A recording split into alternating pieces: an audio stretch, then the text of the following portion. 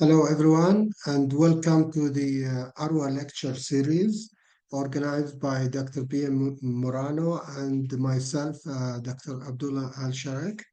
We'd like to welcome our speaker today, Dr. Risa Tokunaga, to present a lecture on pre-Islamic and early Islamic rock inscriptions from Northwest Saudi Arabia.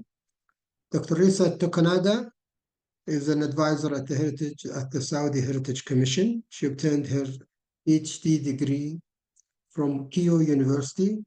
She worked as a researcher at the Arabic Islamic Institute in Tokyo and as a visiting associate professor at Kanazawa University in Japan, and then has been an advisor at the Saudi Heritage Commission until now.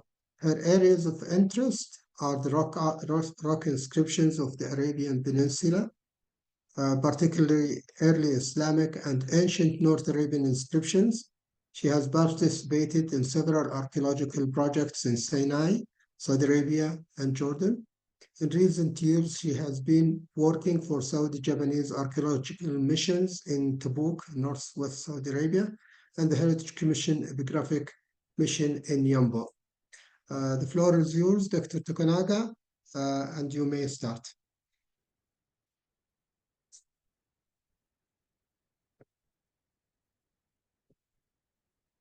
I'm sorry, the sound. Can you put the sound on?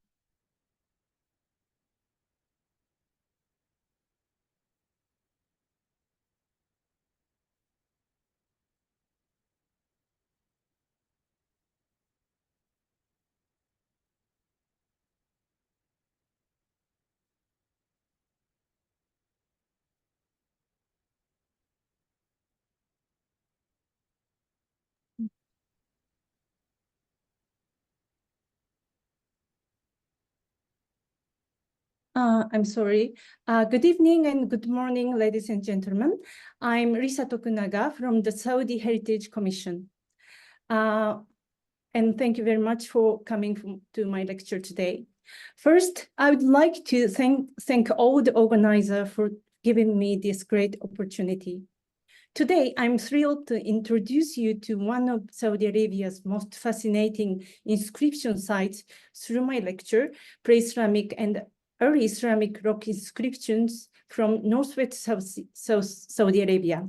More specifically, I will shed light on the inscription sites on the Hisma Plateau in the northern part of the Tabuk Province.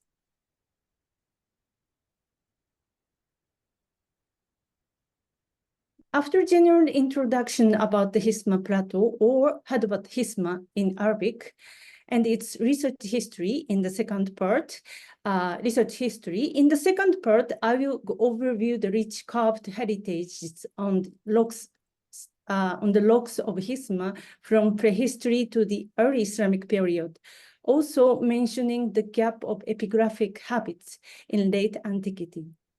Finally, in the last chapter, I would like to briefly introduce some remarkable discoveries in Alakan and Hisma that might be able to fill this gap. So I would like to begin my lecture. Today's topic is the inscriptions of the Hisma Plateau, which lies in the northern part of Tabuk Province in Northwest Arabia. In the Google Earth satellite image, this area appears as a red line extending from northern Jordan to southwest of Tabuk. Geologically, a large part of West Arabia is on the Arabian Shield, which is very rich in sedimentary and volcanic rocks. A large part of northern Tabuk, including Hisma, is covered with sandstone rocks, which provide the perfect canvas for rock art and inscriptions. The landscape of Hisma Plateau is just breathtaking. You will see numerous sandstone rock mountains in the desert of beautiful reddish sand. There are plenty of natural smooth and flat rock walls resembling blackboards. The picture on the right shows a typical example of how they were used by old travelers. Throughout history, people carved their messages on the rock of Hisma, and fortunately, many still exist, providing us with precious information about the past. The first explorer to stress the importance of these carvings of Hisma and record them was the British explorer St. John Philby, also known as Abdullah, in Saudi Arabia. In his book, The Land of Midian, he described the Hisma Plateau is its entirety is an immense library and picture gallery of the literature and the art of the ancient Arabs. Based on this, Hisma is also called the Library of the Arabs. The extensive sketches of inscriptions recorded by Philby on the site led to epigraphers' attention to this area. Soon, Philby's sketches were published by Van den Branden along with his commentaries. However, Philby's interest lay mainly in ancient inscriptions. In the 1980s, Livingstone and Hahn carried out a survey of the distribution of inscription sites over a wide area of northern Saudi Arabia. Finally, only in recent years have Islamic inscriptions of Hisma come to attention. The exploration team, Farik Al-Sahla and Maisa Al-Ghabban, recorded and published many inscriptions. Maisa Al-Ghabban's work is the first dedicated scholarly work about the Islamic inscriptions of this area. Nevertheless, the published inscriptions are merely a part of an enormous number of the inscriptions of Hisma. Well, why are so many inscriptions concentrated in Hisma? At some point around the beginning of the Iron Age, about the 12th century BCE, camels came to be used as pack animals. Despite the progressing arid climate, the use of camels facilitated long-distance inland trade in the Arabian Peninsula. Camel caravans transported precious incenses of South Arabia, such as frankincense and myrrh, to Egypt, Mesopotamia, and the Mediterranean region. By the mid-first millennium BC, caravan cities thrived along the trade route. And from the Islamic period, the Islamic Hajj pilgrim route connected the expanding Islamic world to Mecca and Al-Madinah.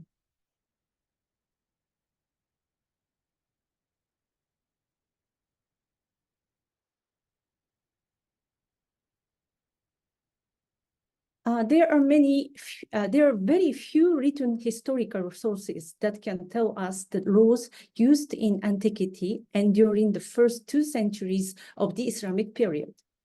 Therefore, in order to know the routes between cities in detail, we have to look for the past human activities in the desert.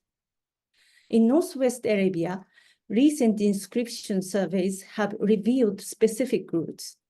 For example, it was proved that the ancient caravan routes from Al-Ula to the north was the route called Dar al-Baqla, which was discovered by Ali al-Ghabban.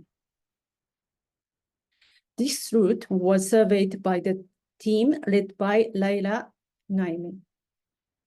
Also, the recent research that I mentioned earlier has also, recent research that I mentioned earlier has revealed the existence of a route through Hisma. When we think about the connectivity of this Hisma route in antiquity, we see a very interesting fact. There are two temples of the Nabataean and the Roman periods. One is at the northern edge of this route in Alam in southern Jordan, and one to the south is the temple of Rawafa in Tabuk Province. According to the Greek and Nabataean inscription on the lintel of the Rawafa temple, the temple was dedicated to the Roman emperors between 167 and 169 CE. The inscription is now displayed in the National Museum in Riyadh. These temples might be related to this newly identified route.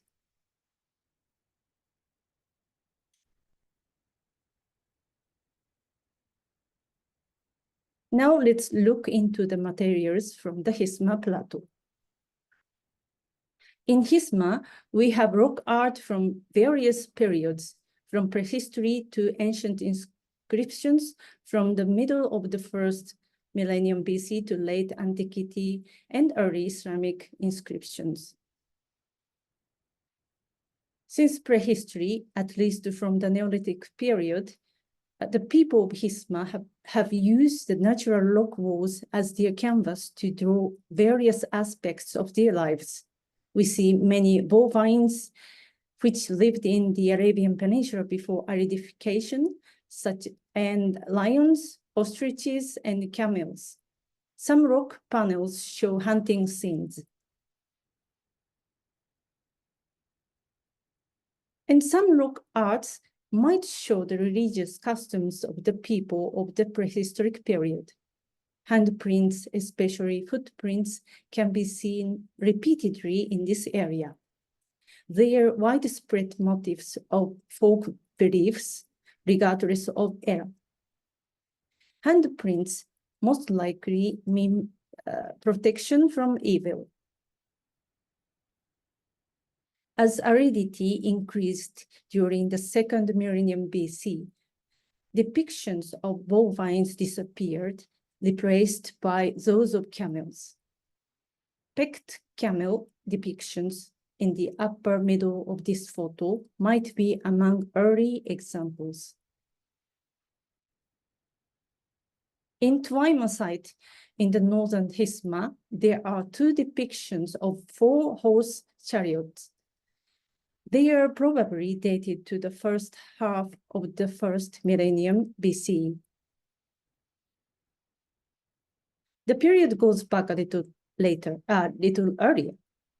By the beginning of the Iron Age, the early alphabet was introduced to the Arabian Peninsula from the Levant.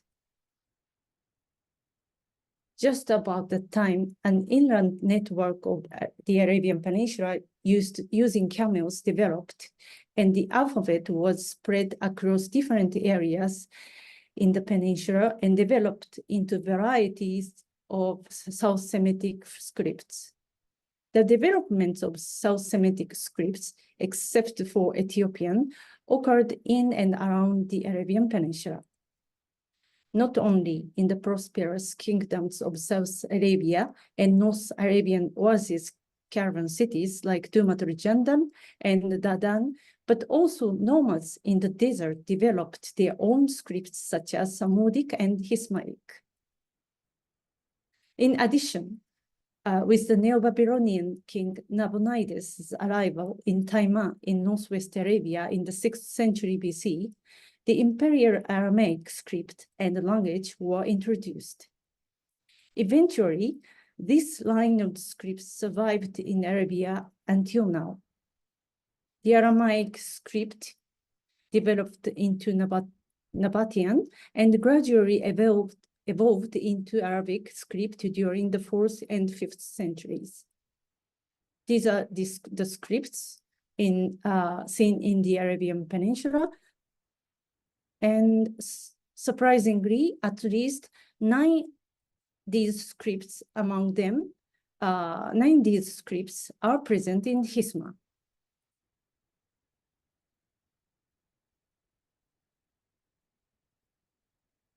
There are examples of these. These are examples of these scripts in Hisma. The burgundy ones are South Semitic scripts. We have Samudic B, D, Hismaic, ancient South Arabian of Yemen, and even ancient Ethiopian. The navy ones are Northwest Semitic scripts. They include Imperial Aramaic, Nabataean, Nabateo-Arabic, which is the transitional script between Nabataean and Arabic, Paleo-Arabic, which is pre-Islamic Arabic, and finally the Arabic scripts of the Islamic period.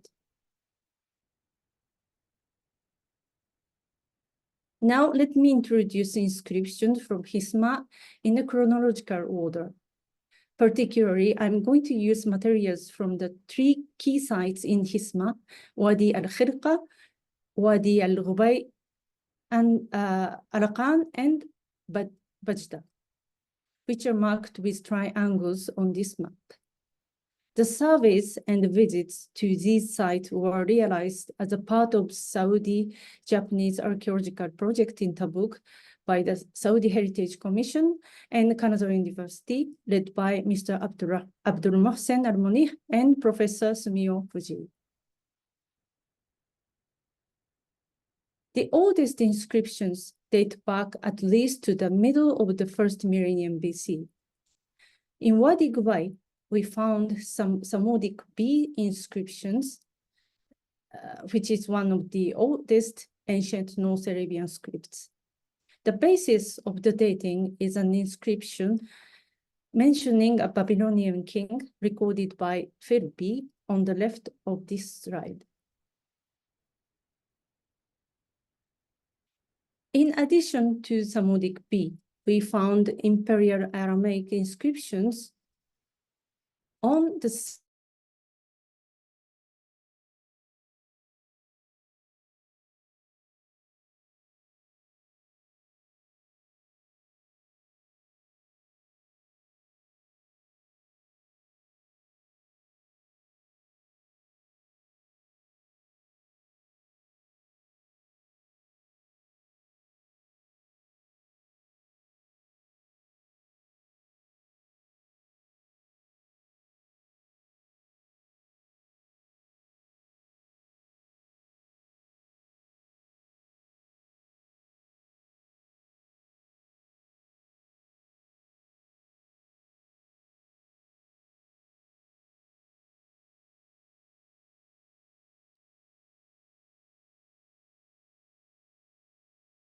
Currently, there is a break of presentation. We'll just try to sort it out if you give us a few minutes.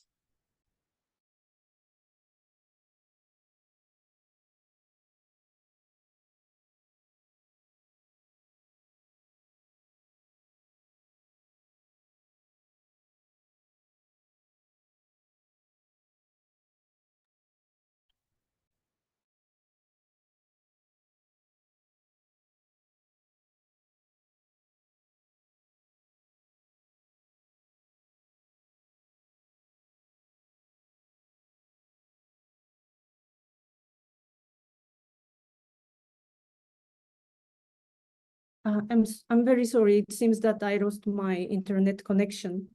No problem, no problem. I'm sorry. Can you hear me now? Okay. Yeah, we can hear and see the screen. Please.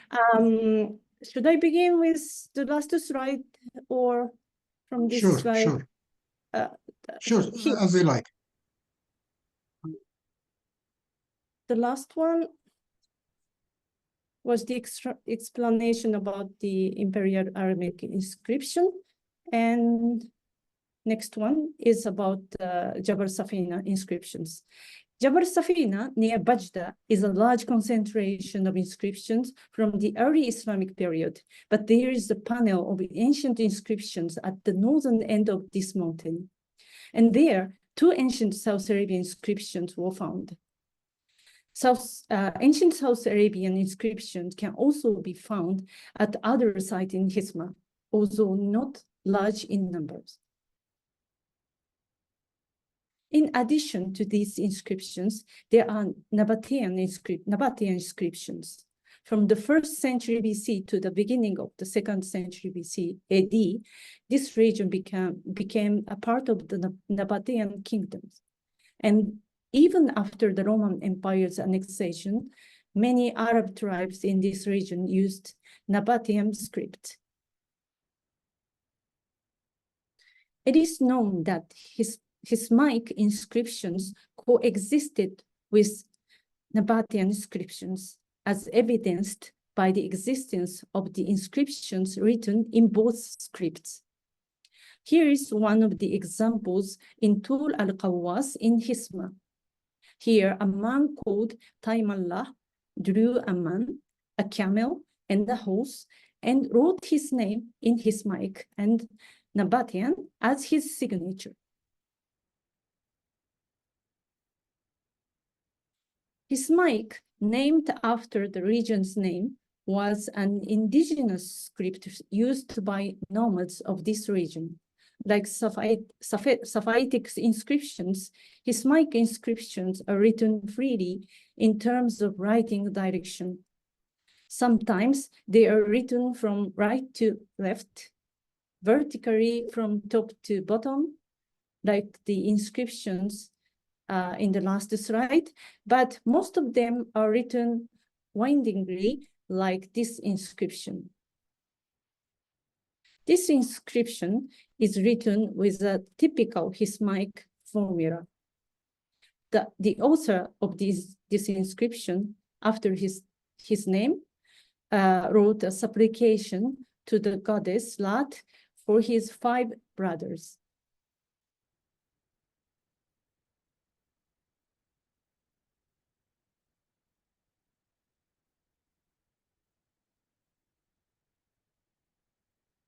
Some Hismaic inscriptions exhibit a long genealogy.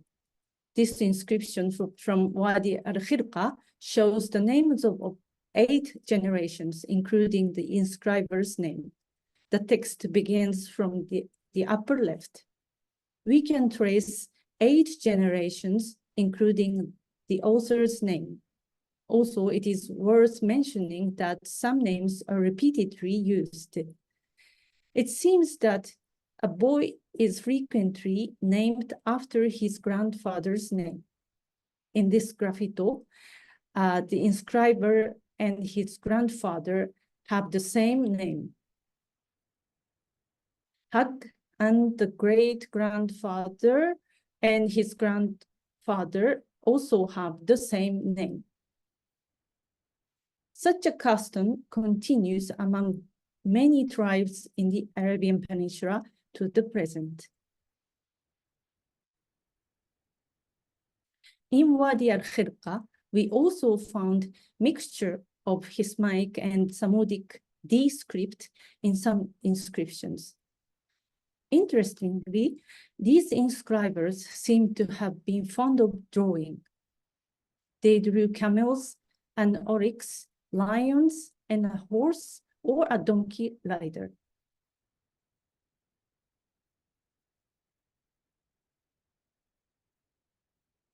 We'd like to see these drawings and writings in detail.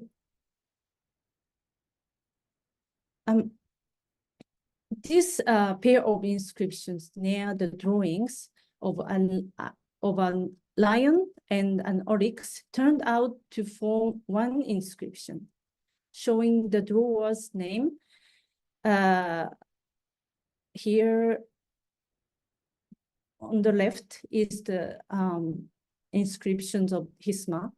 There's an inscription on the right of the oryx, and on the right of the lion also there's an inscription. But it turns out to be, they turned out to be one inscription. And surprisingly, I found the same person's name with a similar lion in a photo in the report of the survey in 1985. The second site is about 100 kilometers south of Wadi al-Khirqa. So this example shows the mobility of the people of Hisma. As shown in this picture, the shape of the lion is almost the same, but here are no oryx. But the inscription shows exactly the same name as the inscription as depicted in the inscription of Wadi al-Khirqa.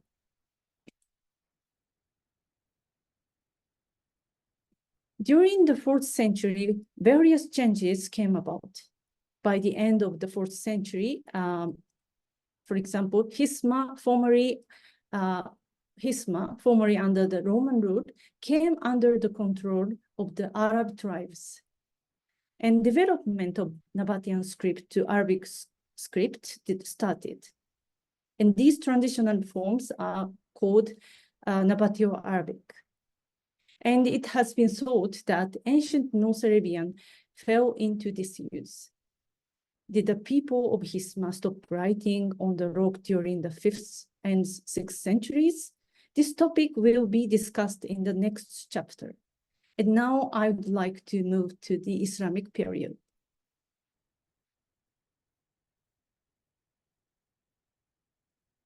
There are many concentrations of Islamic inscriptions on the Hisma Plateau between Bajda and Zaita. In some places, we can see the vestiges of series of campsites along rock walls. This means that a large number of people, such as Hajj caravan, who travel together.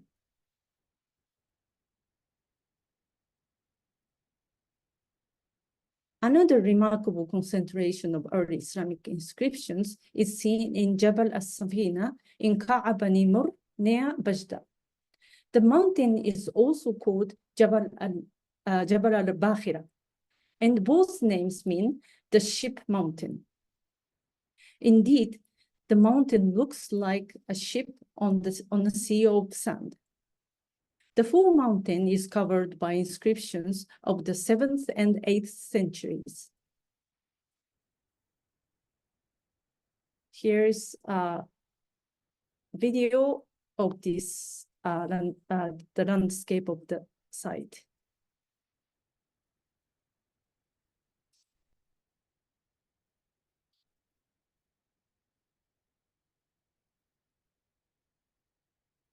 Personal names of the inscriptions of Hisma frequently include Nisba, and Nisba is an adjective showing the person's affiliation. For example, here we see Al-Ansari, people of Al-Madinah who helped the Prophet Muhammad, and Al-Saqafi, the Saqif tribe from the Taif region. This indicates that this route was used for long-distance movement of people. Until the 20s of the 1st century after Hijrah, the new Hijri calendar had not yet been widespread. Instead, to mark the date, people mentioned the big event of that year as they did in the pre-Islamic period. For example, the expression, the year of the elephant is very famous. Among the inscriptions of Hisma, there are texts mentioning dates in this way. The author of this inscription, Abu Walid, mentioned the date, the time when Abu Mas'ud was imprisoned. Abu Mas'ud al-Ansari was one of the companions of the Prophet Muhammad, who was imprisoned by the second Rashidun Caliph, Umar bin al-Khattab. Therefore, this inscription can be dated before the Caliph's death in year 24 after the Hijrah. That is 644. This means that this inscription might be older than the inscription of Zuhair found near Al-Ula, dated 24 years after the Hijrah. Also, it is worth mentioning here that many of the earliest Islamic inscriptions on the main route of Hisma begin with Ana, that is, I am so and so. This will be discussed in the next chapter. Inscription sites also exist in wadis off the main route. Such sites usually have one or more natural cisterns where rainwater gathers. Wadi al-Khirqa is a site of this nature, and people repeatedly came here for water and carved inscriptions and rock art in various periods. The majority of inscriptions from Wadi al-Khirqa consist of supplications to Allah and declaration of faith dating from about the middle of the 1st century to the end of the 2nd century after Hijrah. So main periods seem to be slightly later than the sites along the main route of Hisma.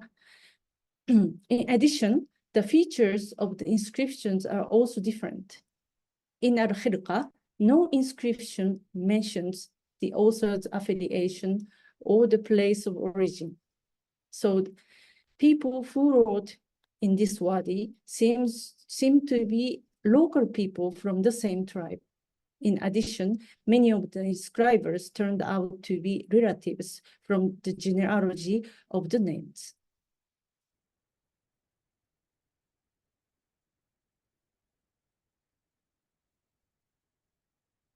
In the last chapter, I'm going to introduce some significant new materials from Alakan, which might diminish the historical gap between the ancient and Islamic inscriptions, which I mentioned in the last chapter. Last June, during the survey season of the Saudi-Japanese archaeological project in Tabuk, we surveyed the Alakan area near the Jordanian border.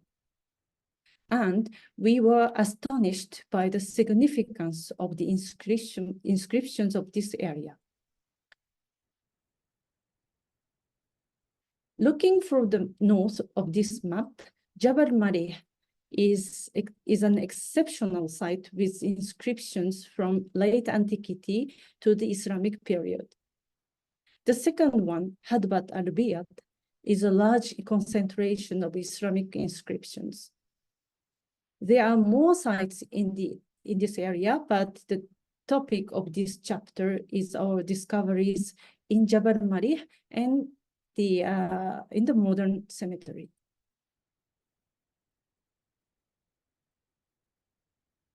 These are landscapes near Jabal Marih. Alakan is situated near the Saudi-Jordanian border. The inscription site of Jabal Marih is located between the old village and the old custom building. The old village is registered as a National Urban Heritage Site. And this is the satellite photo of Jabal Marih. There are some concentrations of inscriptions near the western edge and the northern part of the mountain.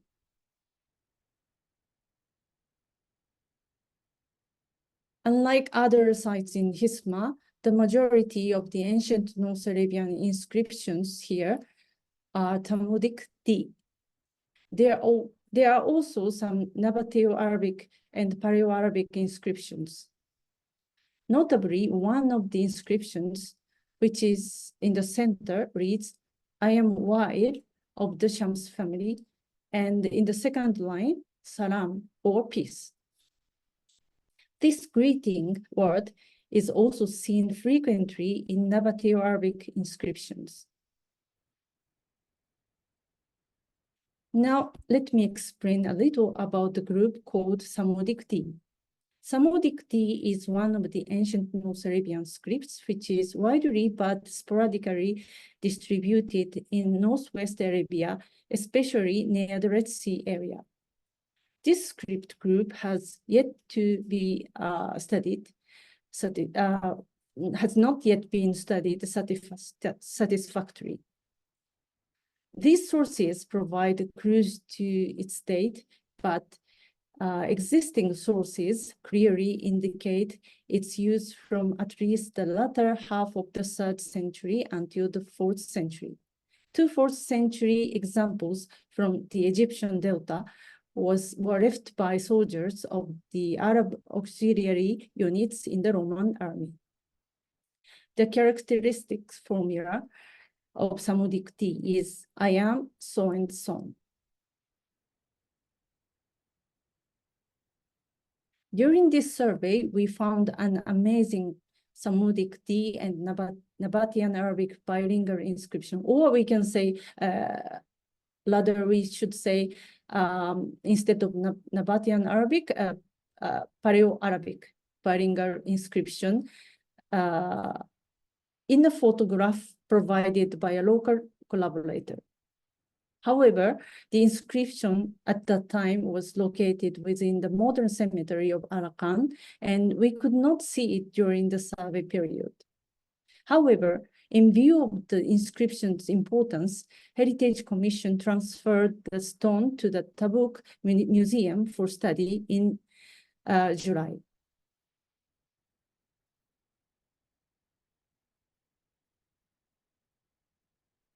And now we would like to look at the inscription in detail. The first two lines of this inscription are written in Samudic tea, and the third line is in Paleo-Arabic. Samudic tea inscriptions are usually written vertically, but here the inscription is written horizontally from right to left, probably to make it fit the Paleo-Arabic text of the third line. And of course, the Arabic and Paleo-Arabic text has no flexibility in writing direction.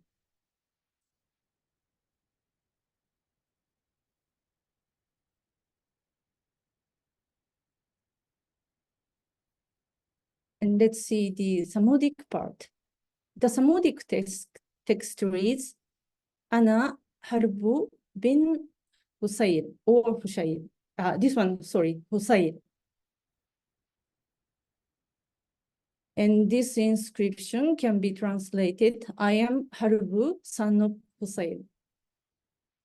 The spelling of the name Harbu seems to be influenced by Nabataean orthography.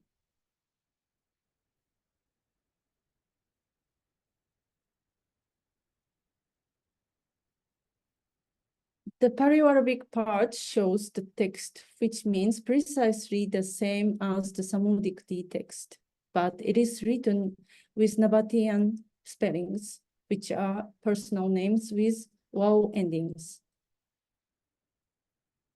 For the word meaning son of, the Aramaic word bar is used instead of Arabic bin. However, these Nabateo-Arabic features are likely, Nabateo-Aramaic features are likely to be a more facade and do not mean that the author was a fluent Aramaic user. Strikingly, there are two dots here. Oops.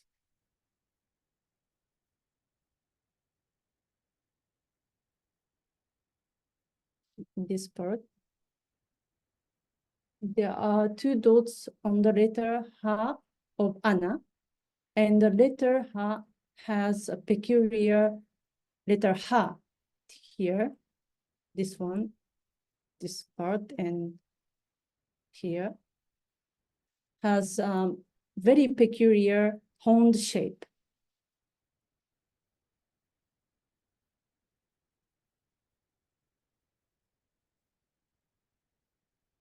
To investigate the date of this unique inscription, here I listed the Nabateo-Arabic and the Paleo-Arabic inscriptions from the 5th to 6th centuries. And they contain Christian inscriptions from the Najran area and Syria. In the latter half of the 5th century, the letters developed into what we can call the Arabic script. When we look at the text of these inscriptions, three between the end of the 5th century and the latter half of the 6th century exhibit the formula, I am so and so. Particularly, the one found near Eilat in Sinai shows strong similarities in terms of formula and script. according to the paper by Avnib and Neme, inscription is mentioning, and Dr. Avnir and Dr. Noemi, and also Dr. Christian Robat. This inscription is mentioning Saraba, an Arab king from Ghassan. The provenance of this inscription is also very close to Alakan. Therefore, it seems that the Alakan inscription can be dated to the same period or slightly later, that is the late 5th century, or maybe at the beginning of the 6th century.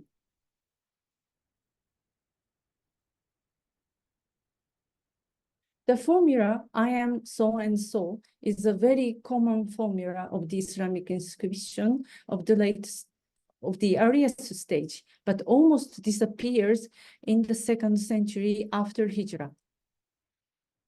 The Zuhair inscription, the oldest dated Islamic inscription, is also written in this formula. As in the photo on the right, many Islamic inscriptions in Hisma exhibit this formula.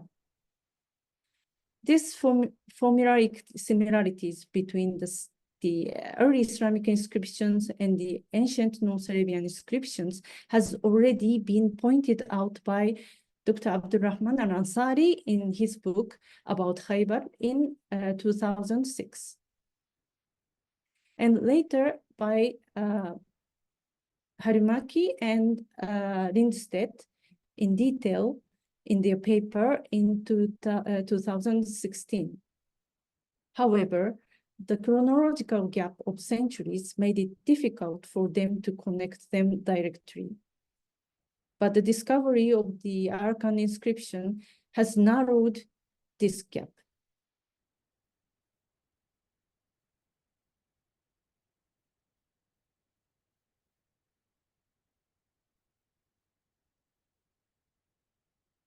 In conclusion, I would like to summarize the historical significance of the new materials from Hisma. First, our discovery in Alakan extended the date of ancient North Arabian scripts to the end of the 5th century, with the possibility of its use until the beginning of the 6th century. Secondly, the Alakan inscription might fill the gap between the ancient and Islamic epigraphic traditions. And lastly, today, I have presented only a small part of the Samudic D inscriptions of Alakan in Hisma, but the study of the full group will help portray the unknown features of Samudic D, which appears to be the last surviving group of ancient North Arabian inscriptions.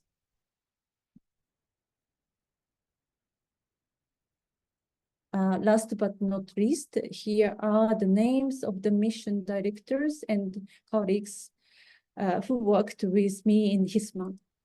I would like to stress with my heartfelt thanks that this research is the result of their effort and teamwork. However, any mistakes that may be found in this lecture are on me. My gratitude also goes to the CEO of the Heritage Commission, Dr. Jasser Helbich, and the General Manager of Archaeology, Dr. Abdullah Zaharani, for their concern and effort in organizing a number of epigraphic projects in the kingdom. And here are the references for this study. And thank you very much for your kind attention. That's all from me. Thank you.